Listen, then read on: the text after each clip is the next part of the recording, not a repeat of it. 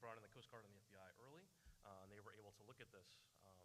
But basic cyber hygiene would have helped a little bit, but an understanding of how the ship operated, understanding how opening a phishing email was going to affect the propulsion system was critical to the operations of our infrastructure, all of us, this deep draft as well as others. So I'll leave you with some good news, if I can get the slides to catch up here. The good news is, the DoD's risk management framework aside, there are better frameworks out there, to help us, and there are a couple that CISA has worked with NIST to publish, and they are looking at this, and they're thinking about it. I think it's important to look at some of the statements that this particular framework out of NIST says. There's a lot in there about technology and access control and things like that, but they also say things like, make sure you identify your critical processes and assets. Understand what you have, what's important. Document your information flows. How do your systems work together? Why do they work together? Implement appropriate safeguards to ensure the delivery of services. Implement safeguards not to protect devices, to protect the delivery of the service that you need to provide. Understand the impact of events. We're going to get attacked. What's the impact of that? What can I do about it? Coordinate with internal and external stakeholders. Understand your supply chain. Understand the connections that you have, to systems, to organizations, to people, to databases. And then how you're going to continue to interact with them and be resilient if you're attacked. Ensure your response plans are tested. You have to test these things. The carbon layer, the humans, we're the part that always breaks down. You can have a giant response book, but if you don't practice it, you're not going to be able to implement it, and you're going to dent the operational resiliency of your organization. And then finally, implement appropriate activities. To maintain plans for resilience. They use that word resilience. It's really important. So cyber is a part of an overall plan to ensure that the continuity of operations of your organization, of your infrastructure, of your business. So I will leave you with the thought that operational resiliency is a critical part of how we think about cybersecurity.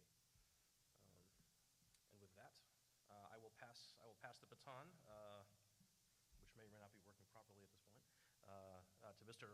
Barganz. All right. I don't really need slides to talk, so I'll just go without for now, but I'd like to ask a few questions of you, if that's all right to start off with, because I always love to understand what sort of audience we're talking to. So anyone from local government here? All right. State? Federal?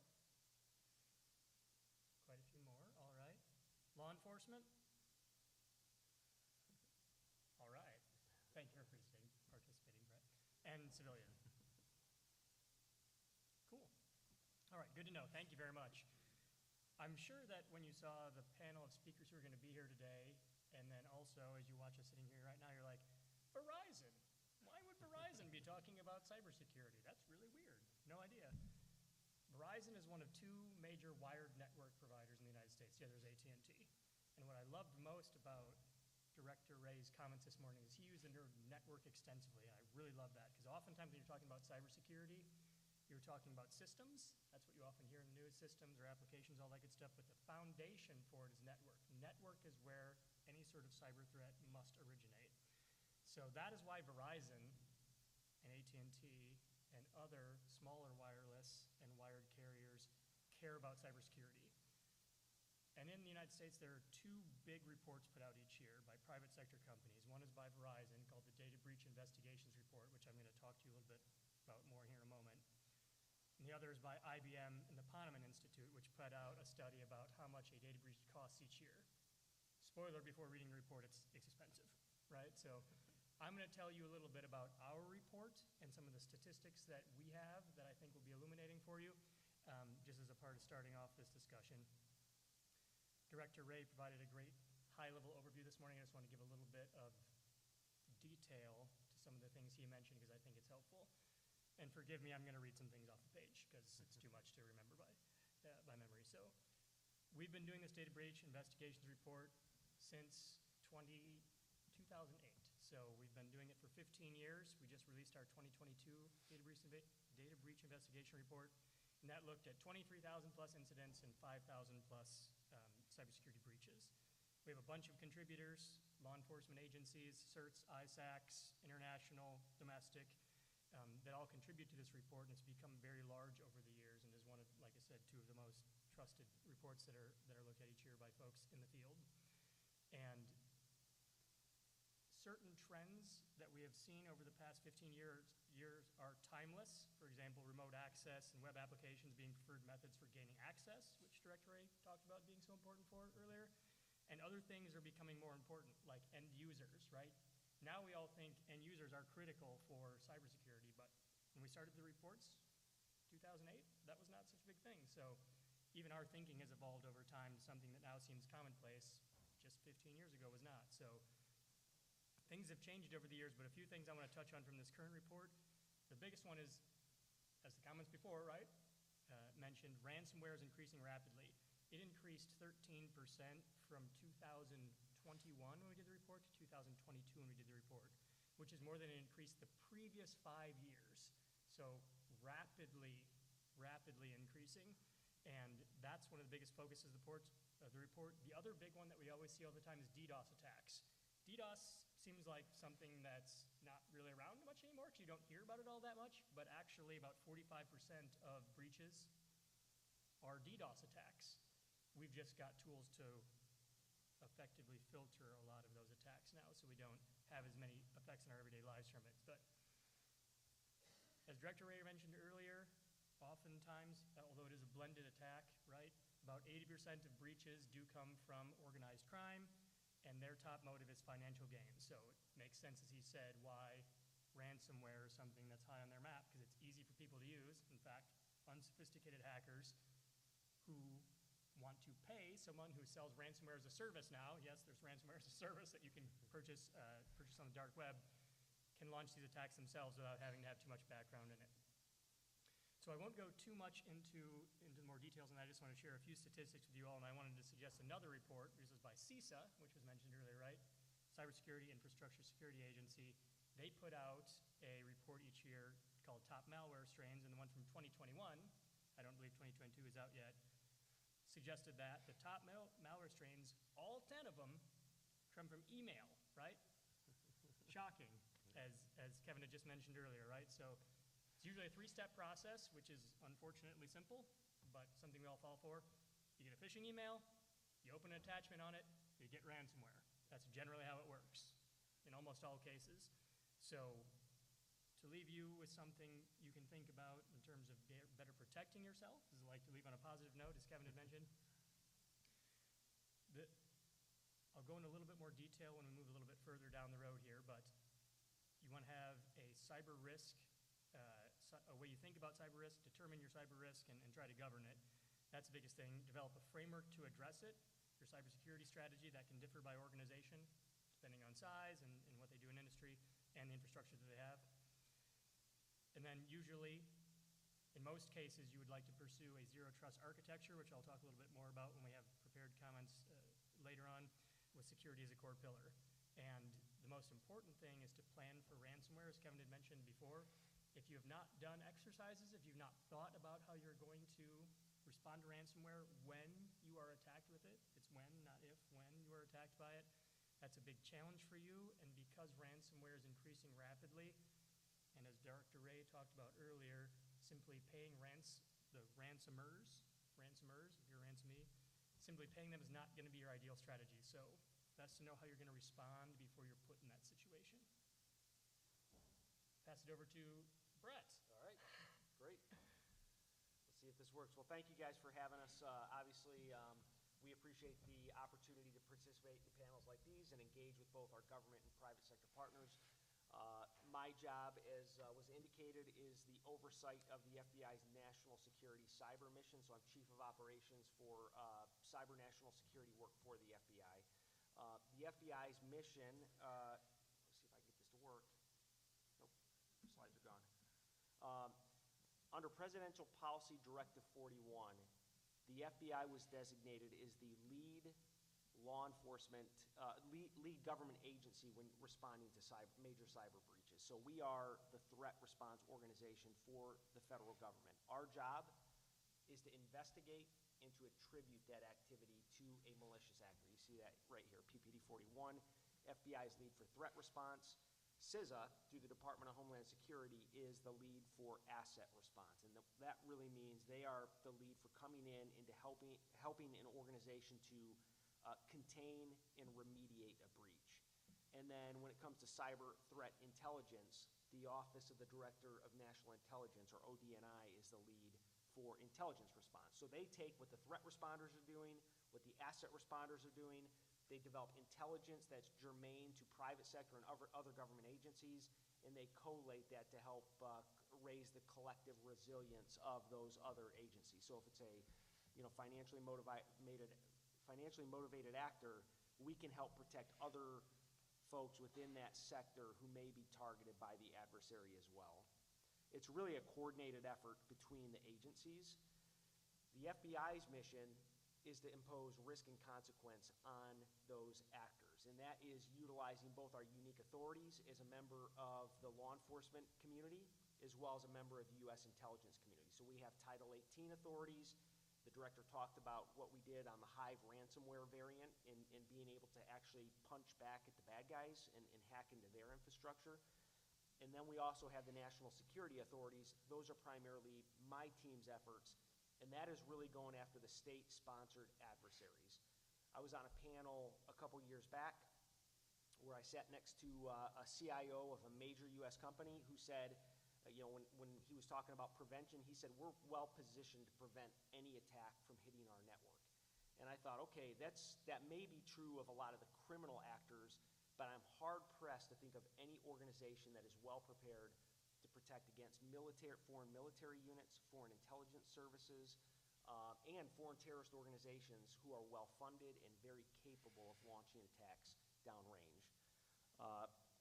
So let's talk a little bit about who some of those state actors are, those advanced persistent threats or the state-sponsored organizations targeting us. Number one is Russian and military intelligence agencies. And let's see if I can advance this here. There are three primary agencies within the RIS targeting the U.S. interests. Number one is the FSB, the Federal Security Service, within the Russian government, and they are responsible for domestic intelligence for the Russian government. They really are equivalent to the FBI in their mission set, but they'll have an offensive cyber mission as well. Then we have the SVR, the Foreign Intelligence Service. They have some equivalency to the U.S. Central Intelligence Agency. They have that foreign intelligence collection mission set, and they use their cyber operations to collect on foreign governments and really engage in espionage operations.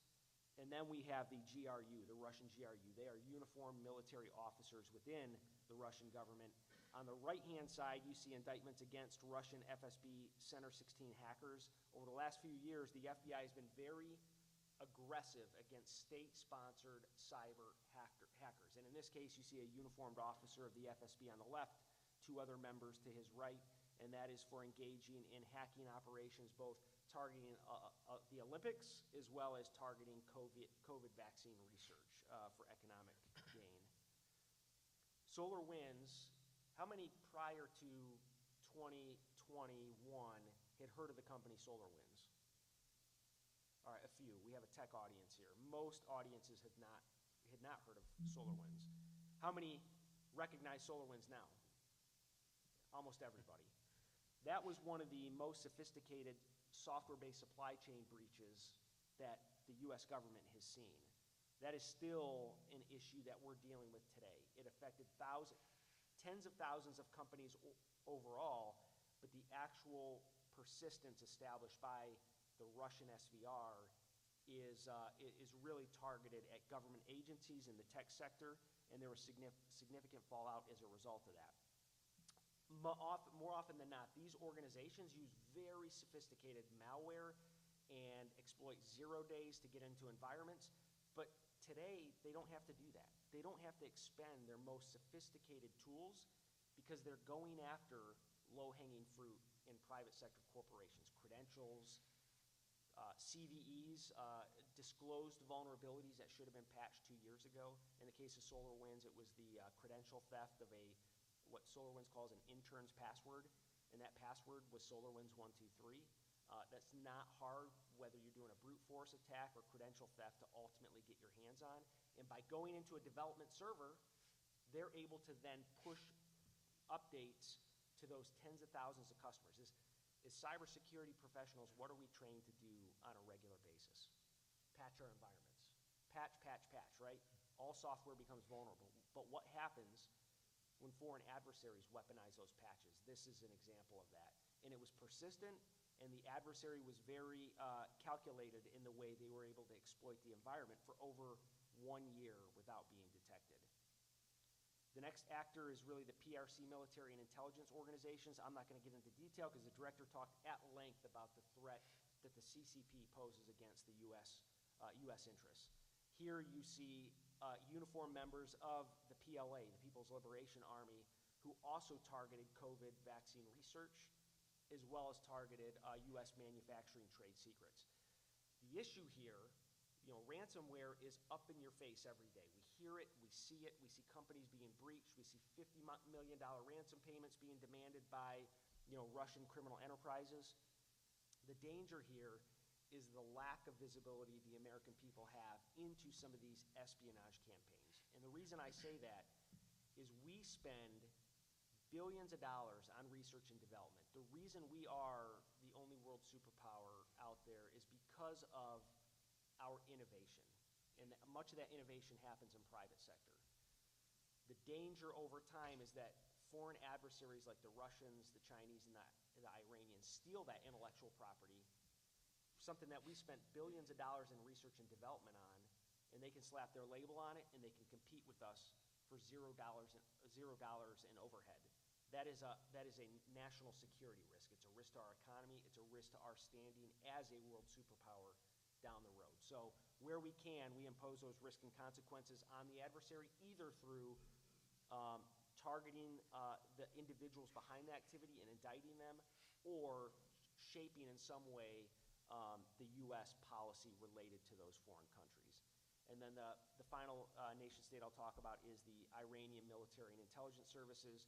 The IRGC is their uniform military component, and then you have the MOIS, which is their civilian internal intelligence agency. And again, in this case, we indicted actors who were targeting 144 U.S. universities who were doing significant research to help DoD and intelligence community equities. And so they're targeting those universities to steal some of that intellectual property and to help the Iranians understand how to better posture themselves to beat the U.S. from a military standpoint or from a diplomatic standpoint. And then ransomware I won't get into, significant problem.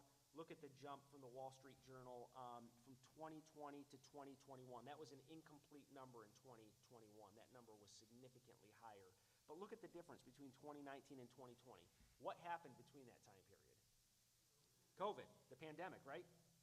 The adversary capitalized on it. Everybody quickly moved to this remote posture without thinking about how we best secure our systems. And I get it, like we had to keep business going here when companies sent employees home, but they certainly capitalized on RDP vulnerabilities, lack of multi-factor authentication when it came to remote access and VPNs, email services, and it was a significant impact to the United States organizations in paying these ransom payments. But the other thing is we're funding criminal organizations, which, as the director said, also causes this to continue to happen. And what companies need to realize is that OFAC, through the Treasury Department, has now designated certain entities and organizations as OFAC designated entities. So if U.S. companies make a ransom payment to that entity, there are sanctions, there are violations, and potentially criminal statutes that can impact. I won't get into detail on that, but that's a serious consideration for many outside counsels. And ransomware also, in addition to having a business impact, has a real-world impact in that there are local government agencies who are now getting hit with ransomware and having to dismiss indictments against drug dealers. And you see this headline right here: 6 suspected drug dealers went free after police lost evidence in a ransomware attack. That was a Florida-based law enforcement agency. And we see this around the country. We see courts, prosecutors, police crime labs being encrypted, ultimately resulting in the release of indictments against bad guys, right? That strikes at the heart of democracy. So we've got to do a better job at defending and incorporating resilience into our efforts.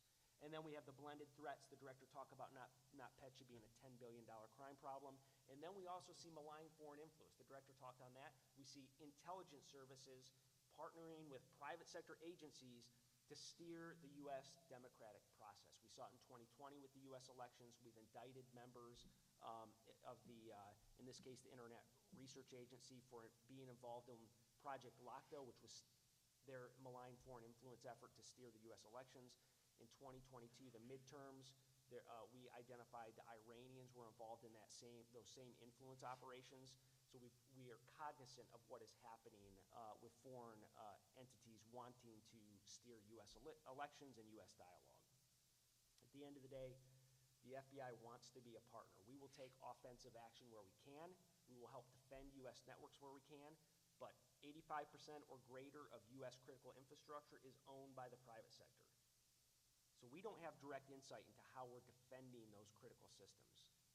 But we want to partner with companies who are involved in that to help them understand, through our U.S. national security authorities, what we see the adversary doing to better protect stakeholders, communities, from these attackers. So we're really working with our international partners, our forward deployed agents in foreign countries, our 56 field offices domestically here, and private sector partners to better raise that collective resilience across the country here. Some examples, the director talked about Hive. Cyclops Blink was a operation against the Russian intelligence services that the FBI took kind of the fight to the adversary. Not a lot of time to get into that, but also the PRC actors. We're always looking to impose that risk and consequence on the adversaries when we can by going offensive against the adversary, either using FBI authorities or enabling Department of Defense or offensive operations with our intel community. And of course, the director, you recognize him here, is a big proponent of those partnerships. He describes the cyber fight as the ultimate team sport, and that's the way we look at it in Cyber Division. So thank you guys for the time to speak to you today and answer some questions. Yeah, thank you, Mr. Leatherman. Now let's hear from Professor Givens, who's going to speak to us on lessons learned from cyber observations in the Ukraine. Very good. Thank you, Kevin, Brett, and Brett. Thank you all for being here today. Before beginning my remarks, I would like to offer an acknowledgement and a thanks. What I'm going to share with you today is based upon some research that I've been conducting together with a colleague of mine, Professor Max Gorbachevsky at Utica University, as well as a cybersecurity research assistant and undergraduate student, Anita Burnett, who happens to be here today. So thank you very much, Anita, for contributing to this. I'd like to begin with a quick story. In February 2022, just about a year ago, some customers of Viasat, which is a California-based company that provides internet service via satellite, including to some customers in Ukraine, experienced a sudden and unexplained signal loss. Special modems that these customers used to connect to the network were remotely wiped and rebooted without warning, and those modems were subsequently unable to reconnect to the Viasat network. And among those affected by this incident in Ukraine were the Ukrainian armed forces themselves. Later analyses showed that a destructive malicious software application called Acid Rain had infected the Viasat customer modems. Viasat itself, as a corporate entity, offered a slightly different explanation for what had happened. They said that an attacker had exploited part of its network, a comment that Brett mentioned just a few moments ago, and then sent legitimate destructive commands that overwrote data on those modems. So both of these explanations, the independent digital forensic analyses that were conducted, as well as Viasat's account of what happened to its own gear, pointed toward a single coherent narrative. And that is that this was not an accident, that it was intentional. 3 months later, after an exhaustive investigation, the European Union, as well as the governments of the UK, United States, Canada, and Australia, all publicly attributed the Viasat outage to the Russian Military Intelligence Service, known as the GRU. Now, I think this story really highlights 3 main Homeland Security lessons that we can draw from observing the Russian invasion of Ukraine from February of last year to the present day. And here are the lessons, and I'll get into each of these in sequence. First, public-private sector engagement really does work. Second, international collaboration, when it's done in a constructive spirit, can help to bolster cyber defenses. And third, we need to be ready to adjust intelligence estimates and forecasts based upon unexpected surprises on the ground. So let's get into these one at a time. Takeaway number one is that this public-private sector engagement thing really does work. That's been the conventional wisdom for the better part of a decade within the industry. And I'll cite a few examples of this from Ukraine. Microsoft, for example, has taken an active role in supporting the Ukrainian government, using networks of its own globally distributed sensors to identify possible malicious activity on Ukrainian networks, and then alerting the Ukrainians to the presence of that activity. Admiral Mike Rogers, the former director of the National Security Agency, has also publicly noted that companies like Google, Amazon, and CrowdStrike have played a decisive role in bolstering Ukraine's cyber defenses. Starlink, which is one of Elon Musk's companies, has provided infrastructure to support satellite connectivity in Ukraine. Meta, the parent company of Facebook, Instagram, and WhatsApp, has identified a group it called Ghost Rider that it purged from its own platforms, and so on. So, the million-dollar question here, of course, is why does private sector engagement work? Why is this collaboration between public and private actors so crucial? And I think the evidence from Ukraine strongly suggests that it's really about delivering the right resources and also, perhaps more importantly, the right expertise when it is most needed. It can quickly offer capabilities that governments like that of Ukraine simply do not have in-house. Let's move now to big takeaway number two, which is international collaboration and why that matters. The Five Eyes governments, so the US, UK, Canada, Australia, and New Zealand, and the US military in particular have provided tangible aid to Ukraine's military, both directly and indirectly, and this has made a decisive difference on the battlefield. The UK, for example, publicly attributed that February 2022 Viasat attack to the Russian government. But what's important about this is that a government like that of the UK wouldn't make that attribution public unless they were very sure, following exhaustive forensic investigations, that that is the case. So in a way, you look at a government like that of the UK and the contribution that they made through that particular attribution, and it helps to fill in the mosaic of what exactly is happening in cyber in Ukraine. U.S. Cyber Command, which is the U.S. Department of Defense's combatant command dedicated to offensive cyber operations, sent personnel to Ukraine last year to sit shoulder to shoulder with Ukrainian armed forces personnel to educate and train them on how to defend their networks. Even the deputy head of Ukraine's cyber defense agency has gone on record to publicly credit the assistance of allied governments, including the United States, noting that this aid has helped Ukraine's cyber defenses and improved its resilience, a word that we've heard a few times already today as well. Last big takeaway. We need to be ready to adjust intelligence estimates based upon unexpected circumstances that we see on the ground. Now, let me be clear, Russia's actions in Ukraine have been broadly consistent with what the U.S. intelligence community predicted would come to pass, but I think what's equally clear is that some of the most dire predictions about what would happen have not come to pass. There have been those spillover conflicts resulting from Russia's cyber attacks. Missiles and bombs have done a lot more damage to infrastructure in Ukraine than anything directed from behind the keyboard. And even governments have begun to acknowledge this. Miki Ouyang, who's the sitting Assistant Secretary of Defense for Cyber Policy at the Pentagon, has noted that Russia's underperformed expectations in Ukraine. Sir Jeremy Fleming, who's the head of GCHQ, that's the British counterpart to the NSA, has written that Ukraine's cyber defense has proven stronger than Russia expected. And Viktor Zhora, who is the head of Ukraine's Cybersecurity Agency, has highlighted the important roles that companies like Microsoft and Esser have played in deploying sensor technology to identify anomalous network activity in Ukraine. All of which indicates, I think, a growing recognition that Russia's cyber activities in Ukraine haven't manifested themselves in quite the ways that were anticipated prior to the invasion. Now, part of this, I think, is down to the fact that the Ukrainians have been doing this for a long time. It's only in the past year plus that we've really begun to pay careful attention. Let's not forget that the Russians invaded and seized Crimea in 2014. And really from that time forward, the Ukrainians have experienced a steady drumbeat of low and significant cyber attacks on their systems. So they benefit today from that learned experience of many years. But I'd also like to close with an interesting theory, some food for thought, if you will. And it relates to the Russian brain drain that has occurred since the start of the invasion. It's a matter of public record that a significant number of Russia's most skilled IT professionals have fled that country, partially in protest against the invasion of Ukraine.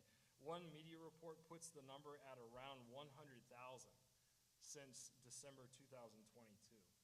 Now, some of that outmigration is to be expected. You know, you see that kind of thing during wars, brain drains.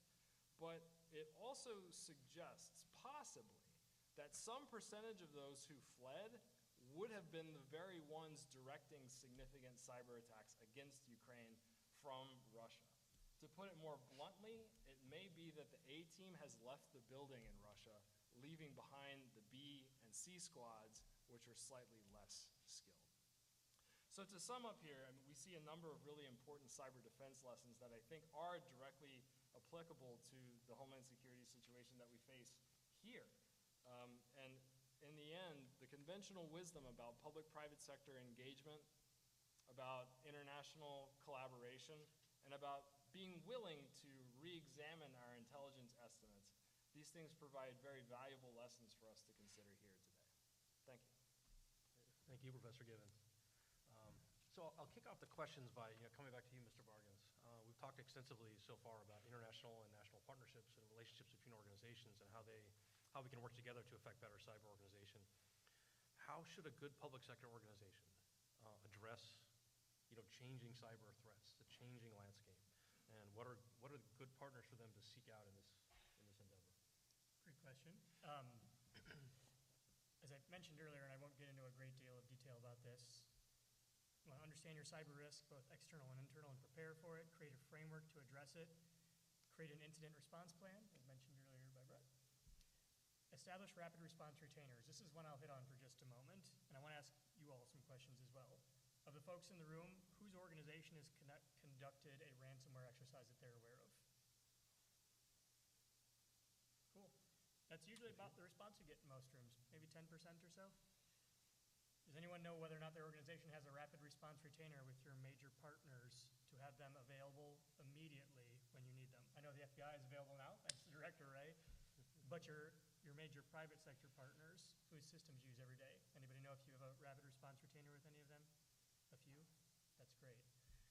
If you take nothing else away from what I say today, rapid response retainer, remember that. Your critical system providers and network providers, you want to establish that. It is not simply a resource grab by those private sector partners. A rapid response retainer is something that says, hey, when I have a cyber attack, you're going to come and help me immediately. You're going to bring these resources that we're calling out in advance, and you're going to charge me this rate for their time. Again, not a resource grab. Verizon and other companies, which with you would want one of these, Microsoft, for example, or Google, depending on who your productivity suite is, your ERP provider, they need to have people on the ready to help you. And they keep those people on staff based on the number of folks who have said that they want them to be immediately available when there's a cyber event, right? So if you engage in a rapid response retainer with Verizon, and I'm sure it's the same for the other companies as well, we will have someone in a seat ready to help you when it's time, right? Also, you want to understand the rate that you're going to be charged for that help in advance. You don't want to be figuring that out, negotiating that when you're in the throes of your problem, right? It's much better to have that established in advance. So rapid response retainer for your private sector partners, as Brett mentioned earlier, and even Jack and Kevin have referred to as well. Virtually all the systems that you use are provided by private sector partners. Your network, the applications that ride on top of them, maybe some applications you design yourself, but for the most part, they or your partners are going to provide those. So that's something you want for sure. And then perform exercises, especially for ransomware. I won't go too much deeper at this point, Kevin, because I don't want to monopolize our time, but those are the big things. Okay, great. Thank you. Mr. Leatherman, I want to follow up on a concept that you brought up. So you mentioned the concept of imposing risk and consequence. And And so I'm curious, both you and Director Ray mentioned the Hive ransomware takedown. And I'm curious, go into a little more detail, what kind of, what's the partnership component of that? But then what helped to make that possible? And what will help make future takedowns possible? What are the important components of that? Yeah, so you can't do a takedown like that without partnership. So, we've mentioned Microsoft or their Mystic, their threat intel team at Microsoft, certainly Verizon and AT&T as they see things coming across the wire. The FBI doesn't have full visibility that those companies have over their networks or over their sensors. So understanding their perspective, that's a starting point for them. But they don't have the national security authorities or the collection on facilities that the FBI has. So, a big topic right now for everybody publicly is the renewal of FISA 702 coverage. Who knows what FISA 702 is? FISA 702 coverage allows the FBI to go up very quickly on foreign adversary infrastructure to collect in real time. In the U.S., it's similar to Title III intercepts.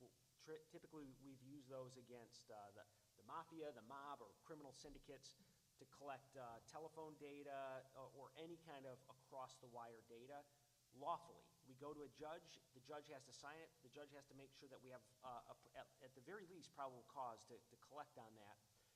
This FISA 702 is a process that allows us to be agile and collect on foreign actor communications. There's a lot of debate on that right now. It has tremendous utility for the FBI and the IC community. Leveraging those authorities with private sector visibility into the adversary allows us to understand the technical details utilized by those actors to exploit, to escalate privilege, to move laterally in the environment. And so that persistence that we identify on endpoints, on servers, and across the wire allow us to develop destructive operations against their infrastructure, as well as allow us to identify exploits within that infrastructure that we can ultimately exploit ourselves or with our DoD partners or our international partners to get into that environment. Now, in the case of Hive, we could see as individual corporations were targeted. The director also talked about the Boston Children's Hospital.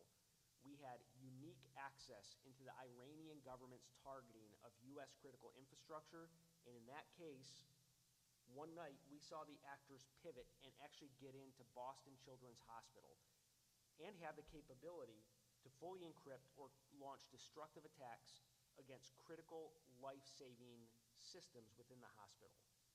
Because the FBI is very good at doing incident response or responding to crisis, the agents were able to get out to Boston Children's Hospital, notify the staff, and work with them to disconnect those affected systems, probably saving lives doing that. So what does it take? It takes private sector partnerships, public partnerships, international partnerships, in order to craft the right timeline, the right tools, the right capabilities to launch against the adversary to both disrupt what they're doing as well as take it down. And we did this also with the REvil or the Sodna-Kibbe group. They still haven't reconstituted since we did that major takedown. That was a Dallas-based investigation. That group hit Kaseya, a software-based supply chain attack against a bunch of small, medium, and large businesses. They hit JBS Foods. They disrupted the food supply chain as a result of that. They hit Colonial Pipeline. We saw the kinetic effects of that. The FBI took decisive action with our IC partners and with some foreign partners as well to take that infrastructure down, and they haven't reconstituted to date. That's similar to what we just did with Hive. So partnerships, technical expertise, and innovative work thinking outside the box is key to some of those efforts. Thank you. Thank you. Professor Keven, so now crossing the Atlantic, looking again at the Ukraine conflict, you talked about some partnerships there, international partnerships, and you spoke specifically about U.S. Cybercom, and our support.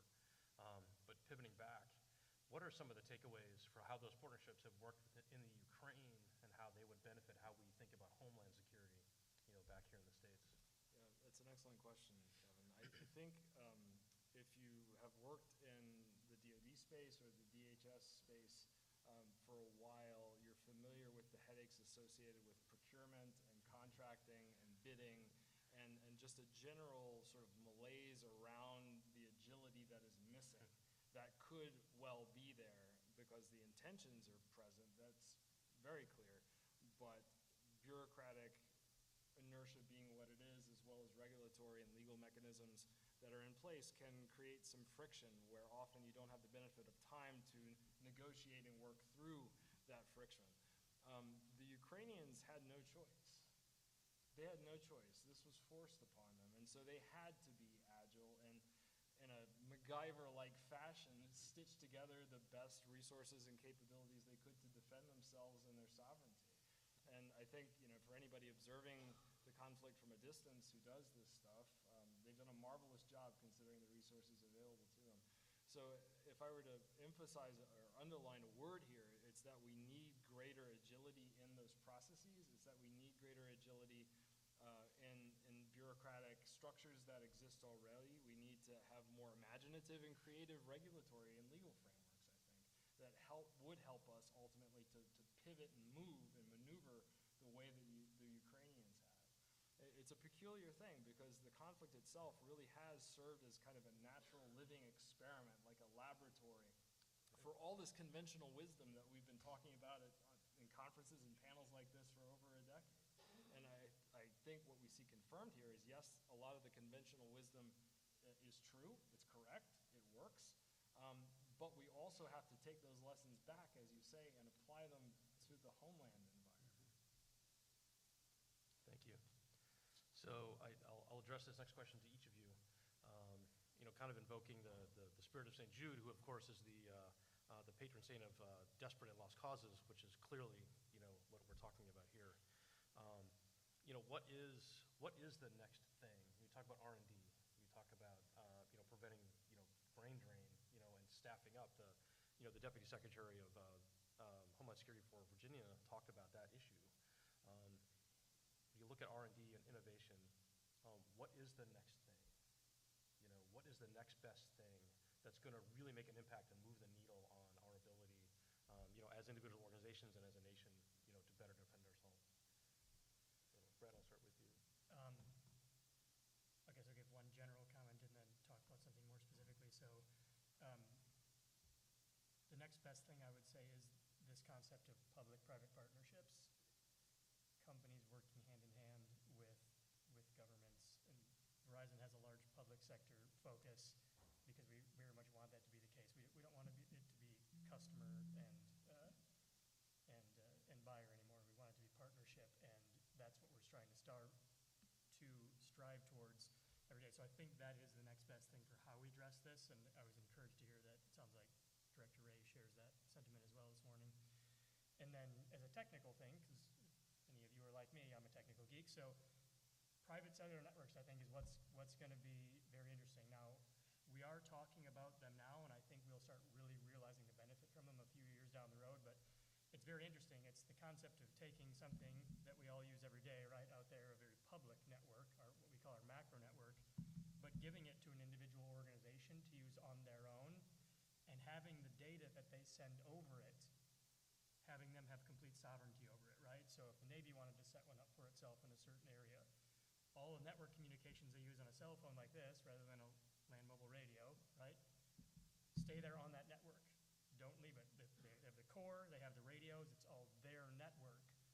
That's the best way to ensure that others are not getting into your network, is by having you have complete sovereignty over it and not having it be connected to the outside world other than that. So I think that's what will be one of the more interesting ways we deal with it technically. Thank you. Mr. Leatherman. Yeah, I'll give you a little bit of a different answer. I'd be happy to sit here and talk a little bit about what I'm hopeful for when it comes to quantum computing and post-quantum cryptography and what that looks like, or how machine learning and artificial intelligence are ultimately going to help bridge some of the technical gap that we have in cyber talent today.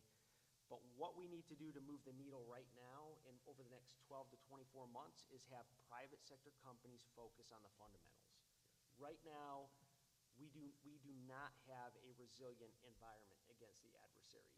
The adversary is exploiting, like I mentioned before, CVEs disclosed in 2017 to get into an environment.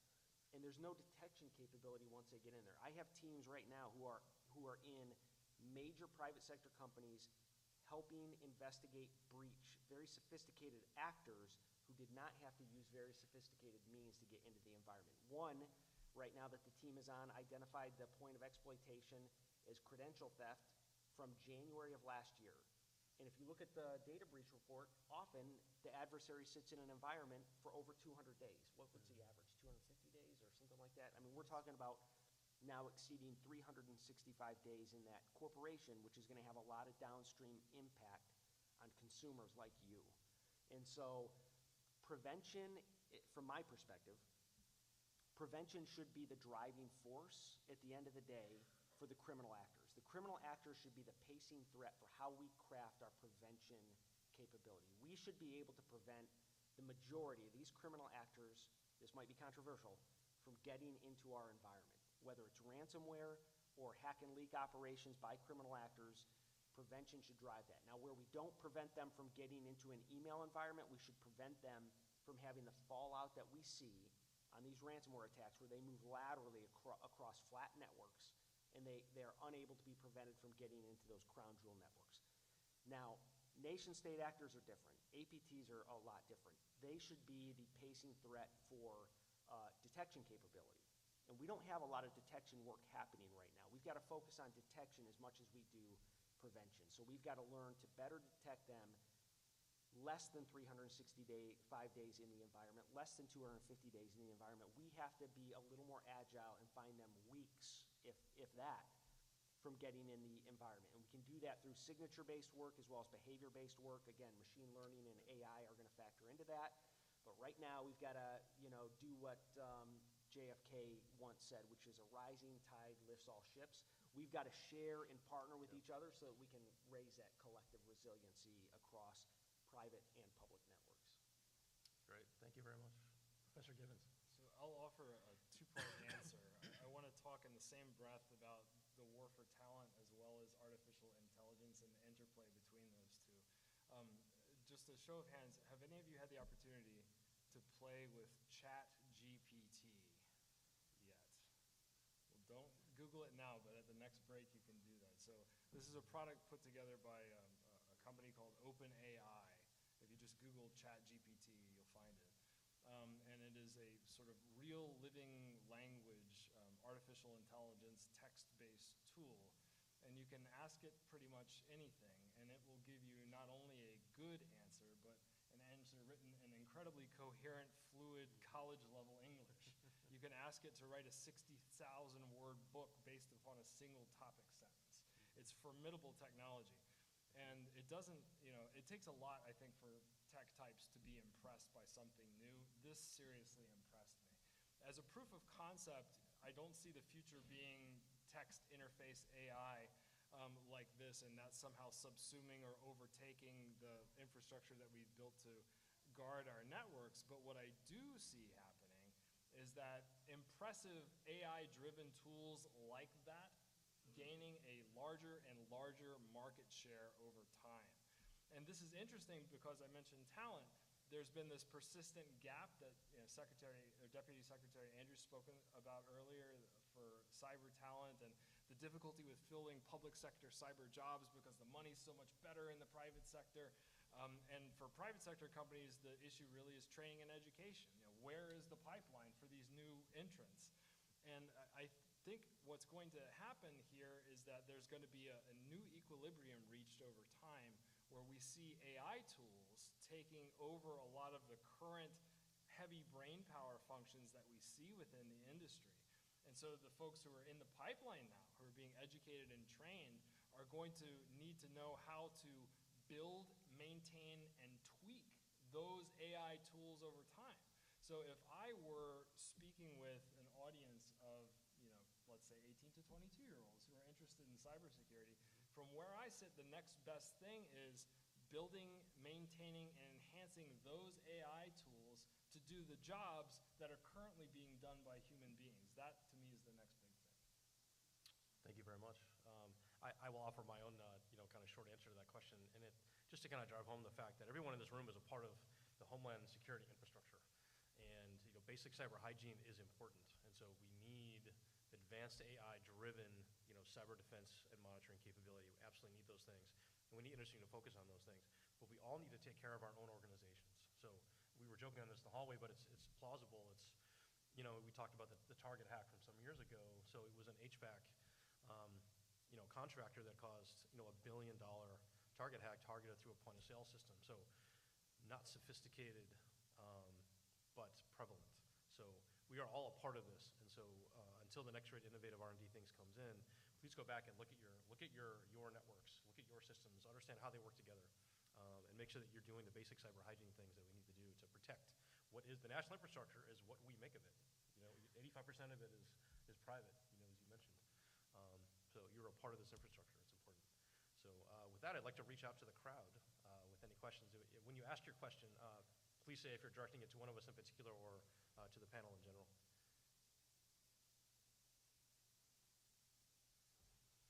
Don't be shy.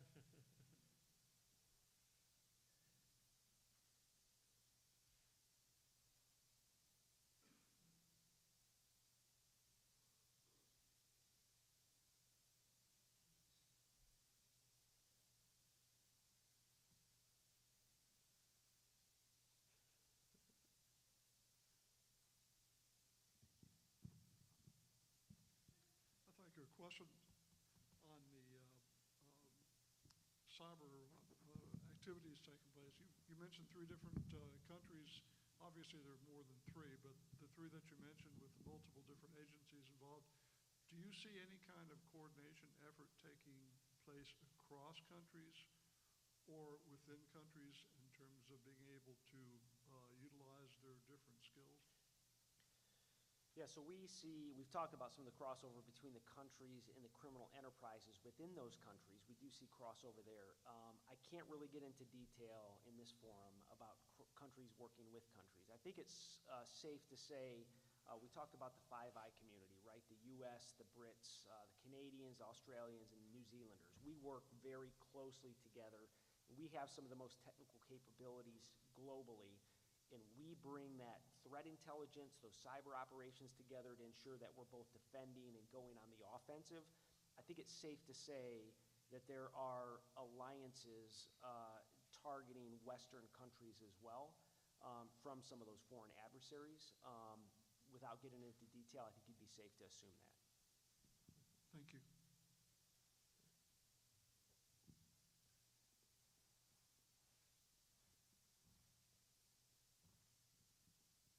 Would you please explain the zero trust security model and then share your thoughts on it? I'll start off if that's okay. And for all of the folks who are in federal, if you're in your IT departments, you know what this is because you're required to have it by statute. Zero trust is defined differently by a number of different organizations. Gartner has a definition, NIST has a definition, but essentially it's this.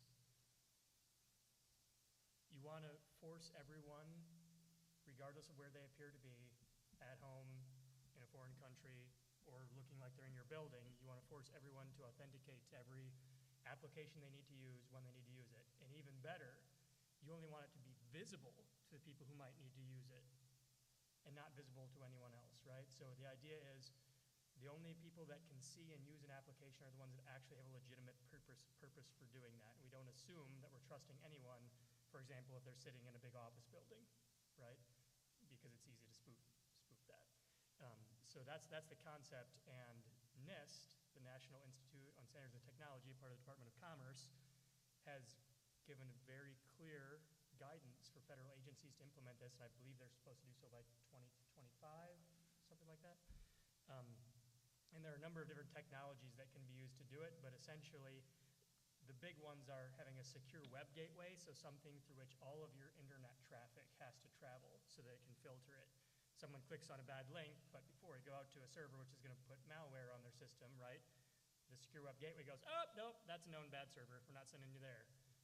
There's something that's similar called a cloud access security broker, which prevents you from doing the same thing, but it's for your enterprise SaaS applications. So if you use Salesforce, for example, which is used by many public sector organizations as well, it does the same thing, but for those enterprise SaaS applications. And then managed detection and response is another big component of it. So the talk of AI earlier is what's called a managed detection and response system, which is going to reduce that dwell time that Brett talked about earlier.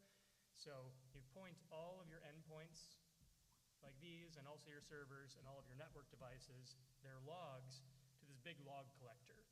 And it runs through it, and it bumps AI up against it, and basically looks for anything that looks out of the ordinary, right? Whether it's signatures, a big database of known threats, or even behaviors. Hey, Brett's suddenly accessing Microsoft Registry on his PC. He's never done that before, and it just so happens to be the system that has all the configuration files for his PC. Why would he do that, right? So anything that looks anomalous, you either take immediate response actions for it that you program in a playbook in what's called a security orchestration, automation, and response system. It says, hey, if anybody looks to be like they're spoofed, immediately take them off our network. Gone, right? Or if you don't have a response set up for it, you bump it up to a security analyst in a security operations center somewhere, and they take a look at it and alert you whether or not it's something you need to move on. So those are the two big things that are going to be used for that zero trust. But the zero trust is a philosophy. It's a conceptual framework, not a antivirus system that you purchase from McAfee or someone else. Yeah, Ronald Reagan once said, trust but verify, which I do with my kids all the time, but this is don't trust but verify, right? So, and it's not just a one-time login. You don't just provide your credentials one time. Behind the scenes, the computer is validating identity and authentication for every application, every endpoint, at all times. I'll really simplify. Any pilots in here?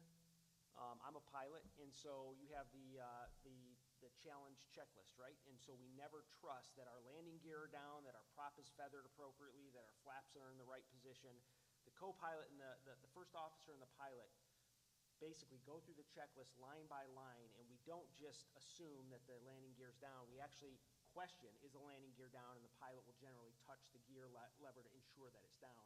The system's doing that in the background for every transaction that's happening in the background. So NIST has great guidance out there on it, but if you want a good reading point on what zero trust is, the NSA released a product, I think, last year. It's about an 11 or 12-page white paper on zero trust that provides a good kind of background and explanation. You can get it from NSA's website as well.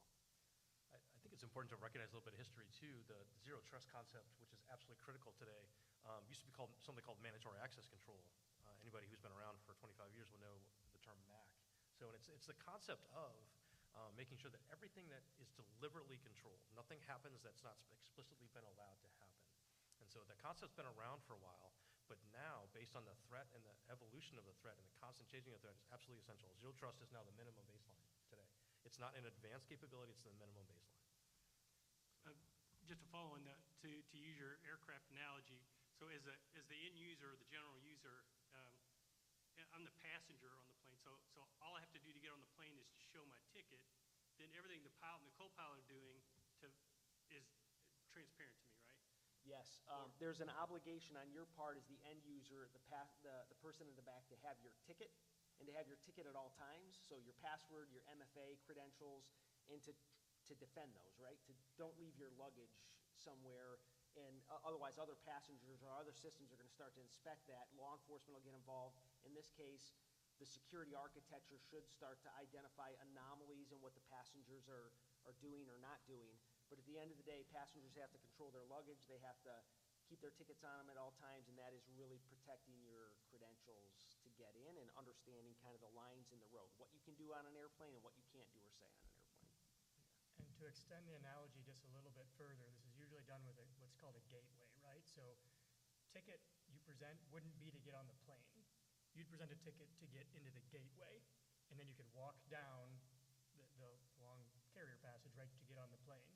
So the gateway is what prevents you from going somewhere. So if you don't have a ticket, you don't get anywhere near the plane. Am I explaining that well? And you have to prove who you are at any time. You have to do that when you get your ticket, and when you get to the airport, you have to prove who you are. But at any point, if somebody asks who you are, that's what the system is doing in the background. It's ensuring your identity is still valid across enclaves, across applications. And now for anyone who is not an IT geek, we have completely nerded you out, and I apologize for the last 5 minutes of conversation.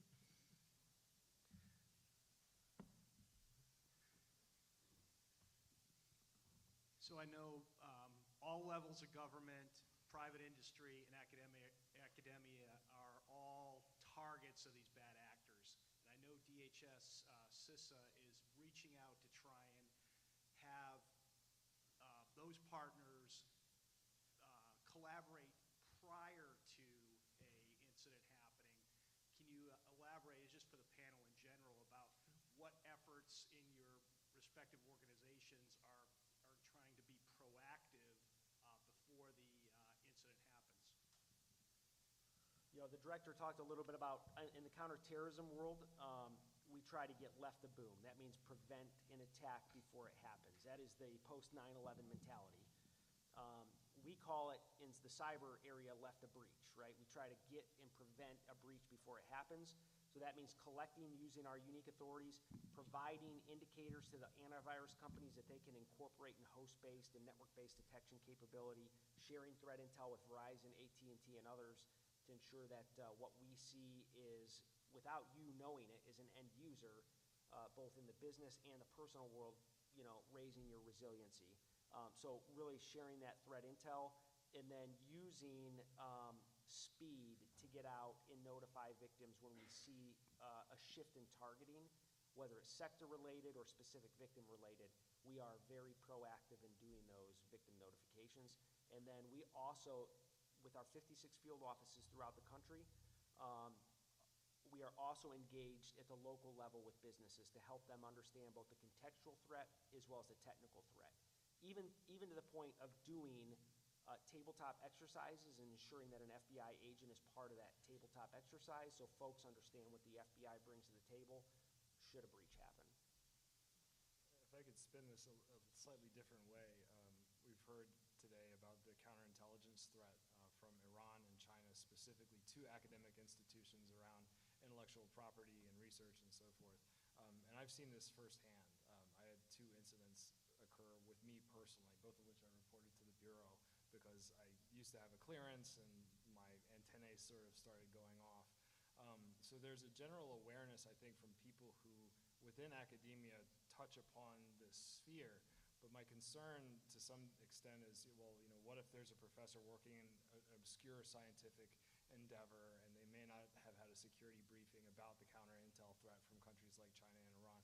What do you say to that person to persuade them that this collaboration opportunity with a research institute in China may not be all it appears to be? That's an educational challenge, I think, and it's on us as academic institutions to have folks in from the Bureau or from DHS to have that discussion, to have that conversation, to raise awareness. It's simple awareness and preparedness, I think. And if you're wondering how to do that and you're local to this area, Assistant Special Agent in Charge Jason Bilnoski is sitting right in the audience here, and he would be happy to engage with you guys on that front. The message we try to proactively get out there is going to sound strange, so forgive me. It's stop managing your own networks. In the past, we've managed our own networks, right? 10 years ago, 20 years ago, we had a group of typically gentlemen that sat over in a corner of the IT department, didn't do anything anybody else could possibly understand, right? But just made sure that the network is up and functioning. What's really unfortunate is I go around to events like these around the country, and what governments tell me consistently, from federal down to state and locals, we can't hire these people. I cannot hire people who understand networks. I cannot hire people who understand cybersecurity because we can't pay them enough, because private companies pay them more to do it. So I'm here to tell you, stop trying to do that. Partner with a company that does it well, just as we have infrastructure as a service. You know, this amazing new business model that Amazon put out there a few years ago. When you need a server, you spin it up. When you don't, take it back down. You don't have your own data center, right? To some extent you do, but for the most part. Do the same thing with network. Partner with someone who does it all the time, who employs these people, who are so incredibly difficult for your organization to get and then keep, right? Stop doing that yourself. Partner with these organizations that do it all the time, because we spend, as Brett mentioned earlier, all of our time thinking about how to deliver network well and secure it, right? Stop trying to do that yourself. You can't keep up. It's just like the Amazon Web Services model, right? You can't possibly deliver infrastructure as well as them. Get out of that business. Focus on your core mission. I love what Director Ray told me earlier about the little girl story. That was awesome. Almost brought a tear to my eye, right? Do that work. Stop doing network, right? Give it to the people who do it all day long, and stop trying to do it yourself.